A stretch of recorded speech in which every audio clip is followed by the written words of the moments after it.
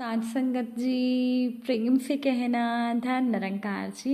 एक नई साखी के साथ स्वागत है आप सभी का आपके ही अपने चैनल पर। आज की साखी का विषय है सफलता का रास्ता। तो चलिए सुनते हैं आज की ये साखी। साध संगत जी, आज की ये साखी एक सच्ची घटना पर आधारित है। एक व्यक्ति था जिसका नाम था रामदयाल। रामदयाल अनपढ़ था लेकिन हुनरमंद ज़रूर था। रामदयाल पेशे से एक माली था और बंजर धरा को हरी भरी करने की कला में वो माहिर था। रामदयाल घर घर जाकर लोगों के बगीचे संभालता था, गुजर बसर लायक पैसा भी कमा लेता था। और रामदयाल खूब मेहनती था। 45 वर्ष की आयु में भी दिन भर साइकिल चलाकर घर घर जाते और अपना काम वो पूरी लगन से करते। अब एक दिन रामदयाल पर एक अमीर व्यक्ति की नज़र पड़ी। उस अमीर व्यक्ति का नाम था देवकी नंदन। देवकी नंदन ने रामदयाल से कहा कि उनके घर में एक बगीचा है जिसकी देख रेख के लिए उन्हें एक माली की ज़रूरत है। रामदयाल मान गए। देवकी नंदन ने पूछा कि बगीचे के रख रखाव के तुम कितने पैसे लोगे? तो रामदयाल ने कह दिया कि जो भी आप खुशी खुशी देंगे मैं स्वीकार कर लूँगा। असल में साध संगत जी, रामदयाल के दिमाग में एक अलग ही योजना थी।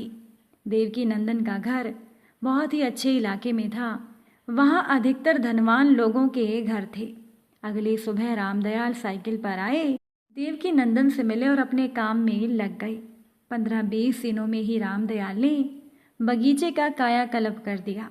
बगीचों को ऐसा सजाया कि खुद देवकी नंदन भी देखकर हैरान रह गई। फिर अपनी योजना के मुताबिक रामदयाल ने आसपास के लोगों से संपर्क साधना शुरू कर दिया और उन्हें देवकी नंदन के बगीचे में किया हुआ रूपांतरण दिखलाया। आसपास के लोगों को भी रामदयाल का काम अच्छा लगा और एक एक करके उन्होंने आस पड़ोस के सभी बगीचों की देख रेख का काम पकड़ लिया।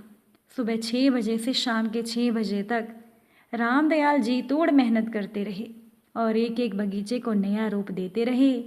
उनका काम भी बढ़ने लगा और आमदनी में भी इजाफा हुआ। रामदयाल ने अब एक मोटरसाइकिल भी खरीद ली थी।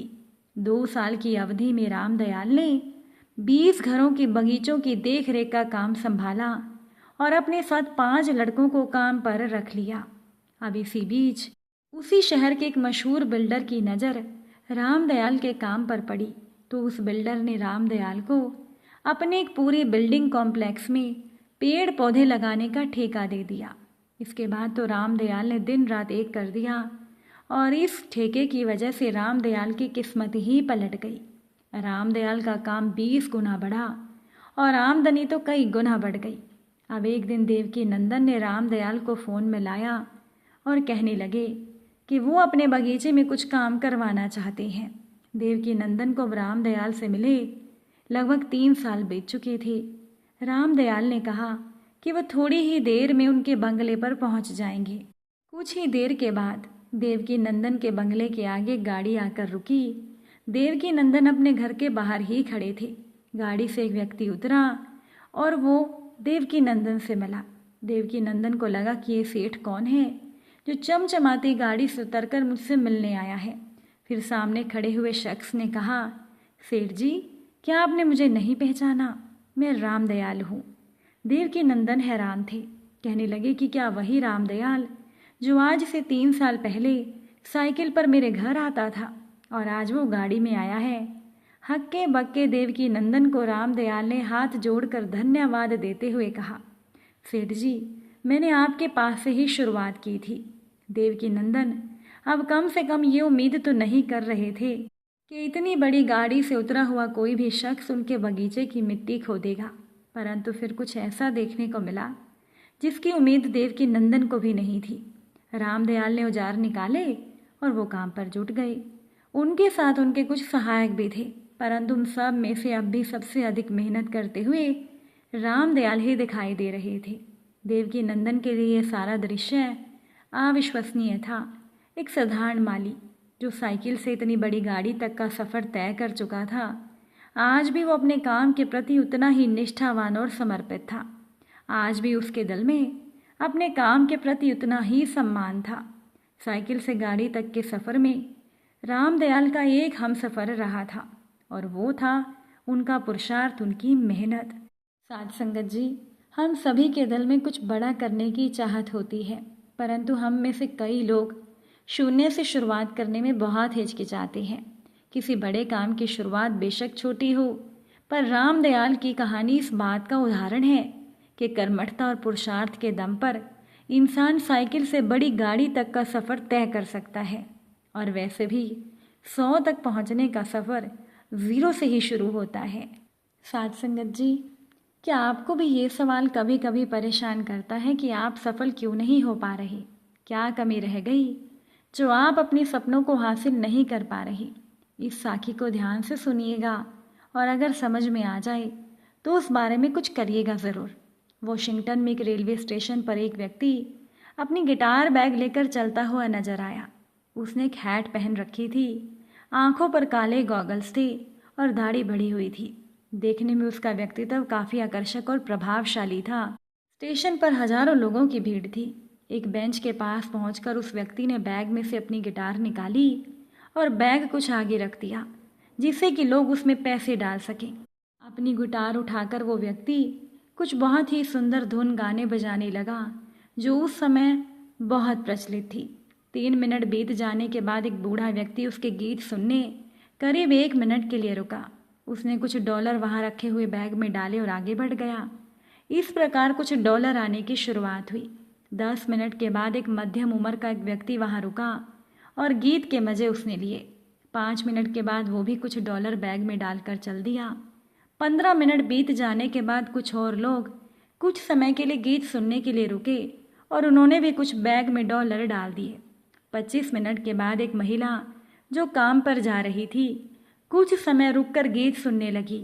उसने जाते हुए कुछ डॉलर बैग में डाल दिए। 35 मिनट बीत जाने के बाद एक बच्चा वहाँ गीत के मज़े लेने आया, लेकिन 5 मिनट के बाद उसकी माँ उसे अपने साथ खींच कर ले गई। अगले 20 मिनटों में कुछ और लोग वहाँ रुके और कुछ पैसे बैग में डालकर आगे बढ़ गए। इस प्रकार से 1 घंटा बीत गया और अब उस व्यक्ति ने गिटार बजाना बंद कर दिया। बैग उठाई और पैसे निकाल कर गिनने लगा। उसके पास कुछ 30-32 डॉलर इकट्ठी हुई थी। उस व्यक्ति ने गिटार वापस बैग में भरी और वहाँ से चला गया। गिटार बजाने वाले व्यक्ति का नाम था जोशुआ बेल, जो दुनिया का प्रसिद्ध और नामचीन म्यूजिशियन है। पूरी दुनिया उसके धुनों पर फदा होकर नाचती है। वो अपना रूप बदलकर स्टेशन पर गिटार बजा रहा था। इसी वजह से कोई उसे पहचान ना सका। जो गिटार वो बजा रहा था उसकी कीमत करीब 1,50,00,000 रुपए थी। 2 दिन पहले ही उसने एक कॉन्सर्ट किया था जिसमें पूरा स्टेडियम भरा हुआ था। उस कॉन्सर्ट में एक टिकट की कीमत $100 थी। हाउसफुल होने की वजह से कई लोगों को टिकट मिला तक नहीं था। हालांकि यही व्यक्ति जब स्टेशन पर गीत बजा रहा था तो वो केवल $32 ही इकट्ठे कर पाया। अब इस घटना में समझने वाली बात यह है कि जोशुआ की प्रतिभा, मेहनत या गिटार बजाने की काबिलियत में कोई कमी नहीं थी। तकलीफ उसके गिटार बजाने की जगह के चुनाव में थी। अपने करियर में अगर आपका प्लेटफॉर्म का चुनाव ही गलत हो तो फिर चाहे आप कितनी भी मेहनत क्यों ना कर लें, आपके अंदर चाहे कितनी भी प्रतिभा क्यों ना हो, आप जीवन में सफल नहीं हो पाएंगे। दोष आपकी प्रतिभा या आपकी मेहनत में नहीं है, बल्कि आपकी प्रतिभा को आप जिस प्लेटफॉर्म पर उपयोग में ले रहे हैं उसके चुनाव में है। इसीलिए प्लेटफॉर्म का चुनाव भी बिल्कुल सही करें। अपनी योग्यता और विशेषता का प्रदर्शन सही जगह और सही लोगों के सामने ही करें। अगर आपको आज की ये साखी अच्छी लगी हो तो वीडियो को लाइक शेयर ज़रूर कीजिएगा। आप सभी से फिर मुलाकात होगी नई साखी और नए विचारों के साथ। साथ संगत जी, प्यार से कहना, धन निरंकार जी।